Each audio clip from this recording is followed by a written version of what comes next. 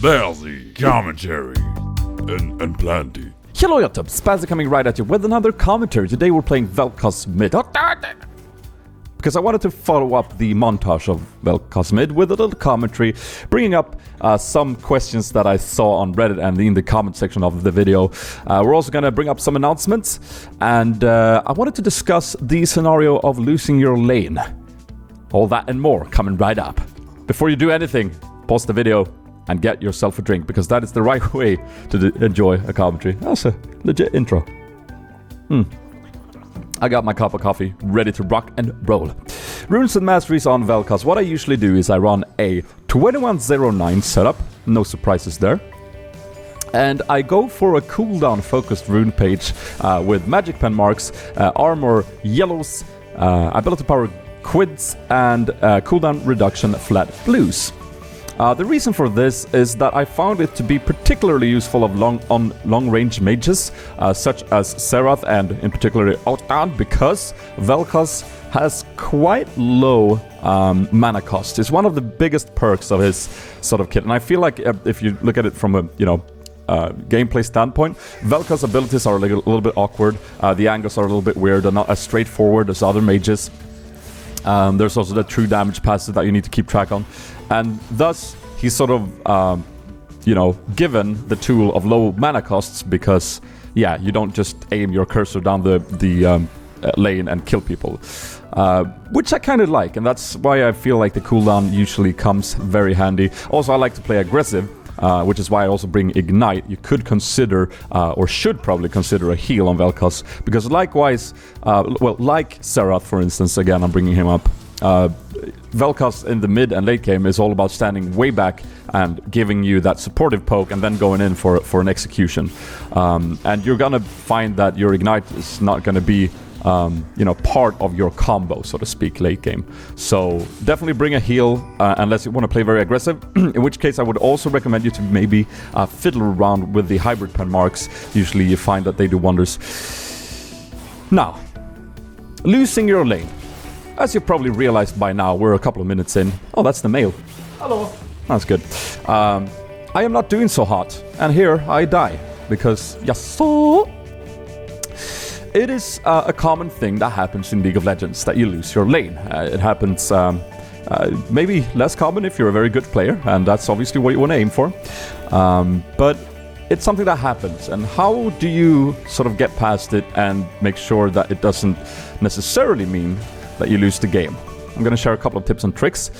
I think that in general, vel'koz is one of those mages that really suffers hard versus, sort of the jumpy AD mid assassins thingy that you see, usually Talon, Zed, and Yasuo. It's just very difficult to land your stuff. All you have to do on Yasuo is just wait to see the circle and then E on something close to you, and you'll win the trade, basically. And then when you're retreating, just put up the wind wall and you can't be punished for it. So, I mean, it's a very rough situation. So, and I've also died, making me really sad. And right now, what do I do? Well, for me, the biggest thing that I do when I play mid in particularly, and I lose. I lost the first wave here, an entire wave, because I was dead. I'm behind on XP, and I'm behind on CS. The CS is what I focus on. I try to create a new minigame within League. And what I do is I look at that CS and see, and I say to myself that is the only game that matters right now. The closer I can get to Yasuo, he should be out CSing me by this point. The closer I can get to him, the more win for me. And I think at this point I am very close to, he's only 10 off of me or something, like he's up 10 CS or something, which is good considering he's been pooping on me, and he gets free CSing here basically. He doesn't have to focus that much, and I have to stand back and make sure I don't get killed by his all-in constantly. So I'm pretty happy with that. And that sort of happiness is going to have to be, you're going to have to make sure that feels real, that you really feel like you've done something, because you are behind and you're not doing so well. And if you focus on the CS, then that might, help you to get some positivism going. And that's really important, in my opinion, for turning sort of rough lanes over. It's like, as you saw there, my abilities didn't hit, we didn't even get the gank going, but I'm just looking at them CSs, and I'm like, okay, 10 up, that's not too bad. I'm happy with that. I'm just going to CS here, and that stupid wind wall is going to deny me. And when it comes to how you do that, it comes down with practice and champion mastery, I guess. Like, the biggest part of being behind in the lane is knowing how to CS under the turret, especially if you're mid. And how do you CS under the turret? Well, you all know how it works, but it's very different depending on which champion you're playing. So in theory, you could go into a custom game and just let your buddy push the lane in, and you could just try out the abilities. On vel'koz, what you usually do is you juggle W and Q. Depending on what rank you have in the abilities, they do different, type of damage, obviously. So you want to know if that first tick of the W is going to be too much for the turret to then kill the range creep or not, and etc, etc. So it's hard to say how you do it. You just have to master the champion. As you saw there, I used my ult to sort of push the lane in, giving me a chance to actually catch up on CS again, because that's what matters to me. Because Yasuo lost a couple of extra CS under the turret there. Taking a sip of that coffee. And I'm just hanging out. I'm just staying in here. And luckily, in this game, the other lanes are doing more than okay. So I am, I'm in a good spot, and obviously that is going to help me to potentially turn a game that the lanes are doing well. But I want to, challenge you guys a little bit here. As you can see, Yasuo's just going to flash on me, ult me, ignite me, and I'm going to die. That's the point where I'm in, and Nautilus didn't even have to be there. I want to challenge you guys to think different, think very critically about yourself. Because when I do this to me, I found that I'm a little bit guilty. But first, I need to commentate on this little fight coming in.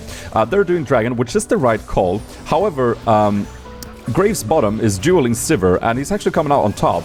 And I don't think he lost that much health either. He's half HP right now, which is a good idea for Yi to go in here and risk it and going for the smite. And he gets it wonderfully done. He realized that he's doomed, so he does as much damage as he can to Yasuo. Graves coming in right now. He realizes that Yasuo is very low. He flashed on me mid, so he's down. Doesn't have summoners. And I come in and I'm mopping up. I would have preferred to get a kill here. But right now, we got a kill top. Meanwhile, while that was happening, we got a kill bottom. We got like 2 kills there, and we got the dragon. The game is sort of like in our hands right now, and while I'm still maybe behind in mid, the fact that I've been able to keep up my CSing and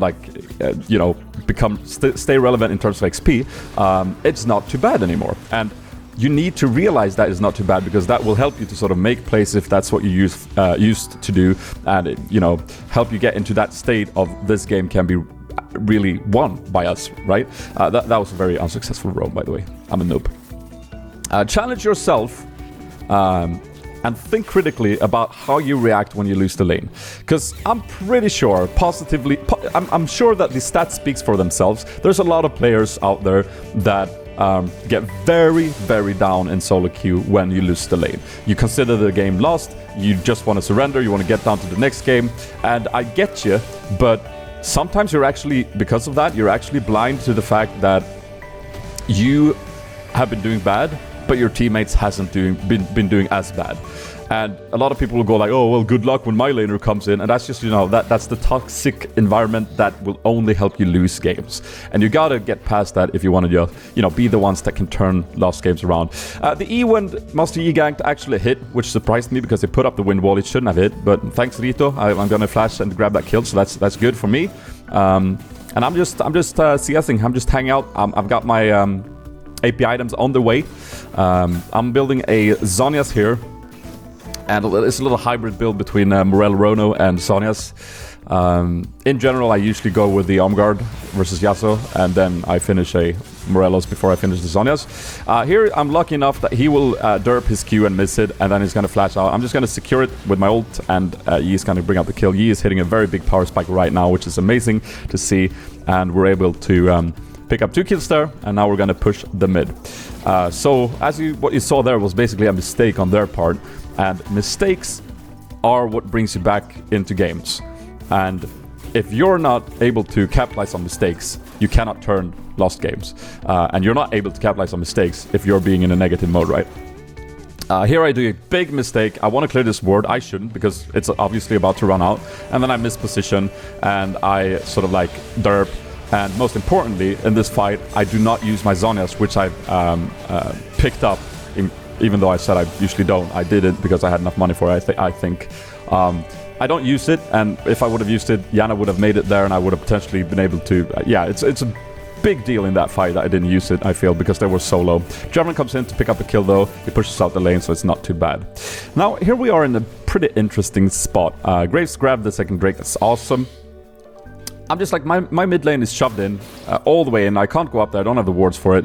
Bottom, I mean, I tried to gank before. I didn't have ult when I ganked, admittedly. But here I'm just turning my focus top. Top has been doing really well. He's pushing the second turret. Obviously, there are wards here. I know that because I really have falls back.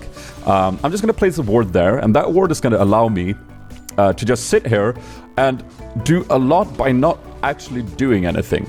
She sort of backs out because she doesn't know if I'm looping around, if I'm coming around to gank her, like, or dive her. Because of that, we can just push that turret. Yasuo doesn't know, like, if am I on my way here? Do I need to go back? So he's not going to go into, like, super ballsy deep mode. He's just going to fall back there. And I'm just looping back and forth here. Jarvan goes in for a 2v1, so I'm going to make sure I grab an assist there because the way that this is sort of negatively affecting me is because I don't get any XP while lingering in the jungle like this. But it gives me a lot of, like, pressure in both of these lanes. Sp4zie does fine mid. I think he's getting engaged upon. But I'm just going to hit a slow Nautilus, follow up with an E, W, and then that's going to be another kill. So while Sp4zie actually died there, I see, but that doesn't really matter because we're freaking pushing this inhib now. So, I mean, that's good.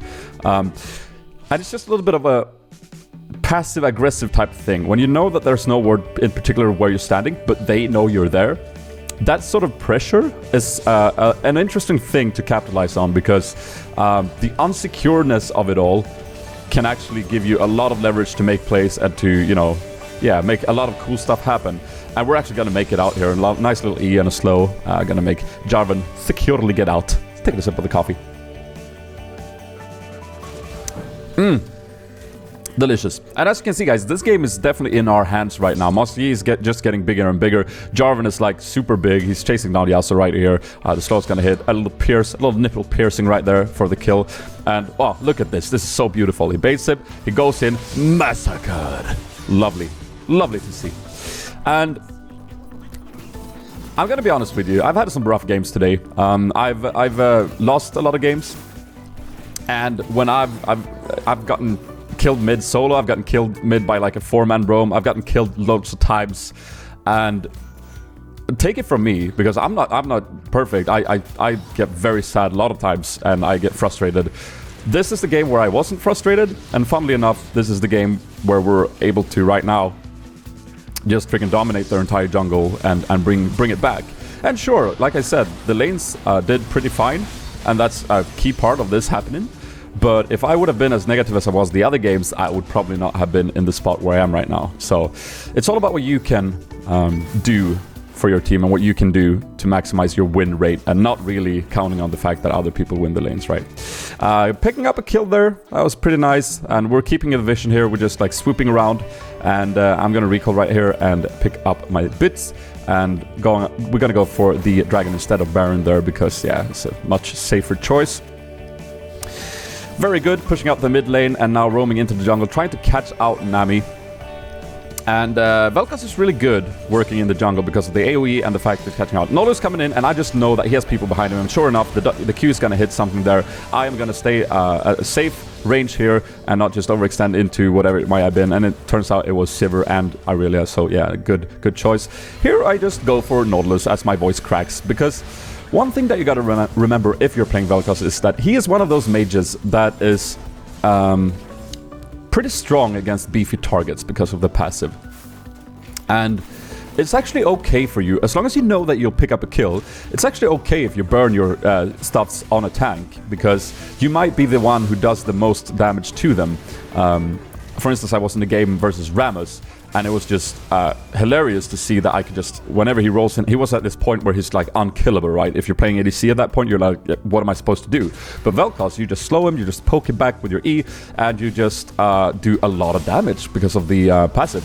Here, I'm just zoning, and I want to make sure that Yasuo doesn't get a free engage from Nautilus ult, which he doesn't. He's forced to ult in panically here on Sp4zie, which is, I mean, I miss my E, which is pretty bad, but Sp4zie just goes in and wrecks him, and we do a very well-danced fight, and Grace just mops them up with the ult. Very beautifully done.